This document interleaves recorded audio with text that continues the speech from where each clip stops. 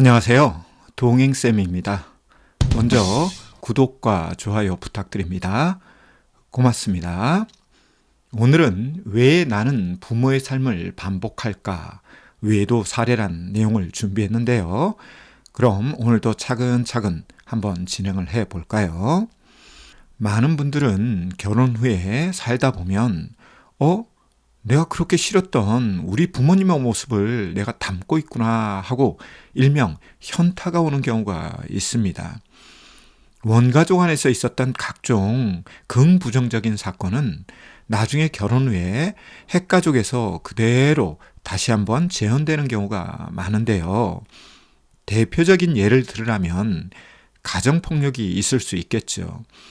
가정폭력의 피해자였던 자녀나 또는 배우자가 나중에 결혼을 하거나 또는 이혼 후에 재혼을 했을 경우 또다시 가정폭력에 노출되는 경우가 있는데요.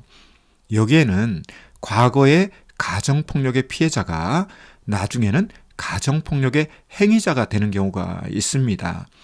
이걸 통틀어서 결국은 내가 가정폭력의 피해자였던, 지금은 행위자였던 관계없이 가정폭력이 재현되는 것이죠. 두 번째 경우는 어떤 경우가 있냐면 각종 중독의 문제입니다. 여기에는 알코올부터 시작해서 약물 또는 도박, 게임, 성 여러 가지가 있습니다. 이거 역시도 과거에는 부모라든지 또는 형제 자매가 각종 중독에 빠져서 옆에서 지켜봤을 때 마음의 고통을 겪었던 분들이 나중에 성인이 돼서 부모나 형제 자매의 모습을 그대로 답습하는 경우가 있는데요. 이거 역시도 본의 아니게 또는 무의식적으로 과거의 삶을 재현하는 경우라고 볼 수가 있겠죠. 또 다른 경우는 이혼의 경우도 있습니다. 물론 결혼, 이혼, 재혼 또는 재결합이 무슨 법적으로 문제가 된다거나 도덕윤리적으로 문제가 되는 것은 아닙니다. 그럼에도 불구하고 부모가 이혼을 했을 경우 자녀가 나중에 결혼해서 이혼할 가능성이 그렇지 않은 경우보다 훨씬 높은 것이 사실입니다. 그건 왜 그러냐면 부모가 이혼을 하셨다. 그러면 거기에는 여러 가지 이유가 있을 수 있겠죠. 성격 차이일 수도 있고, 또 각종 이성 문제를 만들거나, 또는 앞에서 이미 말씀드린 것처럼 폭력이나 중독 이런 문제 때문에 이혼할 수밖에 없는 그런 사연이 분명히 있을 건데요. 중요한 거는 자녀들이 그러한 과정을 직간접적으로 보면서 거기에서 긍부정적인 학습 효과를 얻는다는 것이죠. 그래서 자녀들은 어렸을 때 이런 부부 또는 부모의 어떤 정서적인 관계가 불안정한 상태에서 이제 성장하면서 나는 이 다음에 결혼하면 저렇게는 살지 않을 거야 라고 마음에는 다짐을 하지만 막상 보고 들으면서 배우는 것은 뭐예요? 부모가 큰 갈등이든 작은 갈등이든 생기면 그냥 대면대면하고 또 서로 공격과 비난을 하는 그런 모습을 배우다 보니까 마음속으로는 난 저렇게 살기 싫어함에도 불구하고 그걸 자연스럽게 배우게 되는 것이죠. 그런데 막상 결혼해서 이제 핵가족을 이루다 보면 모든 부부들은 갈등이 생길 수 있고 분쟁이 생길 수가 있습니다. 그리고 상대방을 공격하거나 비난할 수 있는데요. 중요한 것은 이런 상황에서 문제를 해결하고 출구를 찾아가는 그 전략이 딱 부모가 했던 그 모습에 그냥 고착되어 있거나 아니면 그 방법밖에 없다는 일종의 고정관념에 이제 사로잡히면서 부모의 삶의 교육 과정을 결국은 핵가족 이후에 자녀들이 그대로 답습하는 것이죠. 그래서 결국은 부모의 삶을 자녀들이 반복하는 건데요. 이렇게 이제 세 번째 사례까지 다뤘다면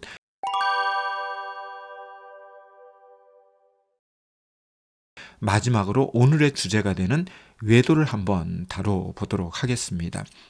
외도 역시 부모의 외도가 자녀의 외도로 이어지는 그런 경향이 굉장히 높거든요. 물론 부모가 외도하지 않고 알콩달콩 사셨든 대면대면 사셨든 그 밑에서 자란 자녀들도 결혼 이후에 외도하는 경우가 있습니다. 전혀 없는 것은 아닙니다. 그것은 제가 직전 영상에서 무슨 내용을 다루었나요? 우리 주변에는 그냥 눈을 감든 눈을 뜨든 외도의 유혹거리가 아주 많습니다. 그거는 남자들에게만 노출되는 것도 아니고 여자들에게만 노출되는 게 아니라 모든 사람에게 노출되는 거죠. 꼭 남녀노소 가리지 않고 그냥 맑은 공기든 더러운 공기든 공기가 존재하듯이 말이죠. 그런데 이런 외도의 유혹 더하기 또 하나 기본적으로 사람은 무엇을 갖고 있다? 외도의 욕망을 갖고 있기 때문에 꼭 부모 세대에서 외도 사건이 있었다고 해서 자녀 세대에서 외도가 더 잘 벌어진다거나 반대로 부모 세대에 외도가 없었기 때문에 자녀 세대는 외도가 안 벌어진다라고 어느 누구도 장담하지 못합니다. 어떤 케이스가 됐든 중요한 것은 외도는 모든 남녀들에게 노출되어 있고 모든 부부들에게 노출되어 있는데 그럼에도 불구하고 부모 세대에 외도 사건이 존재했다면 그리고 그것을 자녀가 인지를 했다면 외도의 위험성이 굉장히 높아지는 거거든요. 왜 그러냐면 성장기에 부모의 외도 사건을 겪을 때에는 그 행위자가 굉장히 믿고 피해자는 동정심이 이렇게 가게 되는 거지만 결국 자녀의 마음에는 어떤 부분이 생기냐면 이 외도에 대한 경각심이라든지 심각성에 대해서 점점 뭐라고 할까요? 신념적으로 가치관적으로 이렇게 달라집니다. 그래서 어렸을 때는 난 죽어도 외도하지 않을 거다 이렇게 다짐을 하지만 막상 성인이 돼서 부부관계 안에서 뭔가 갈등이 생기거나 욕구 불만이 생기거나 이러면 어떻게 돼요? 그냥 밥은 집에서 먹고 잠은 밖에서 나가 자는 식으로 그냥 복잡한 이성관계를 만들면서 결국은 외도관계를 만드는 거죠. 그리고 부모가 했으니 이 정도야 살다 보면 있을 수 있는 거 아니야? 하는 왜곡된 신념과 가치관을 가진 분들이 있는데요. 따라서 이 외도라고 하는 게 나쁘다를 떠나서 굉장히 위험한 것이거든요. 왜 위험할까요? 그것은 우리 세대의 문제로 끝나는 것이 아니라 자녀들에게 직간접적으로 악영향이 가기 때문에 그렇습니다. 어느 부모가 자녀들 결혼할 때, 야, 너는 부부 생활도 하고, 외도 관계 속에서 너 즐겨라 하는 부모는 한 분도 안 계세요.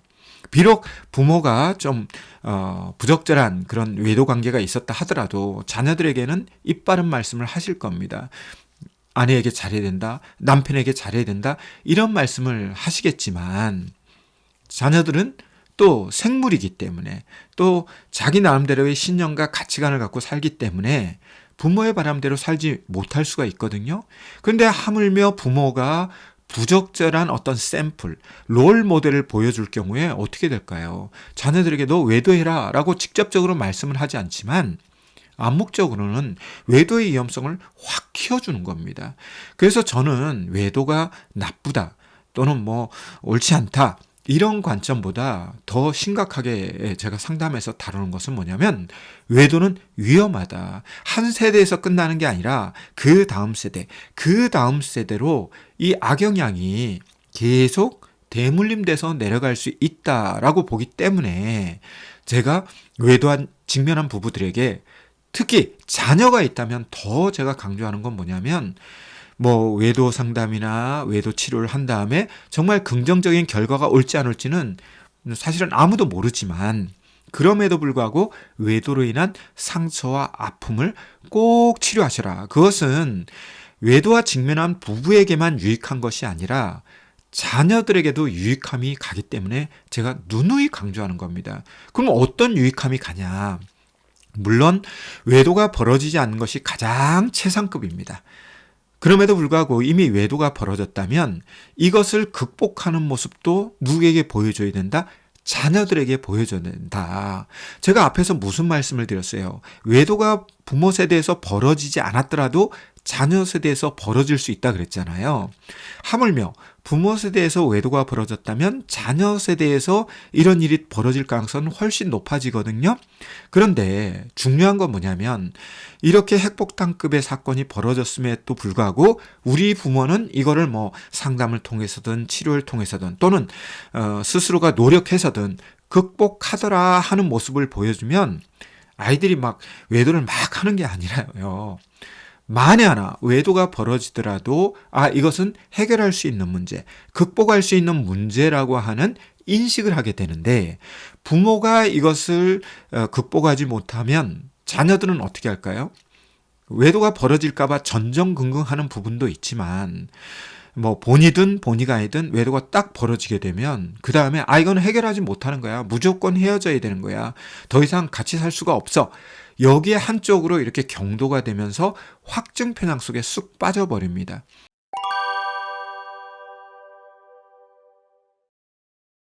그러면 이런 분들이 이혼을 하실 수는 있겠죠. 그건 자유니까. 근데 나중에 재혼하게 되면 어떻게 된다? 또다시 외도와 직면하는 경우가 많습니다.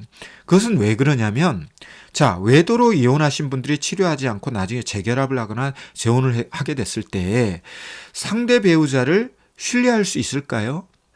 새로운 파트너를 만난다고 하더라도 이 사람이 외도 안 한다는 보장을 할 수 없기 때문에 미리 예기 불안이 생겨서 그 사람을 의심하거나 또는 통제하거나 감시하거나 검열하려고 하거든요. 그러면 재혼 이후에 반짝 사랑이 그냥 반짝반짝 할 때는 그냥 정말 천년만년 행복하게 살 수 있을 것처럼 생각하지만 막상 그 단물이 빠지고 나면 어떻게 되겠어요?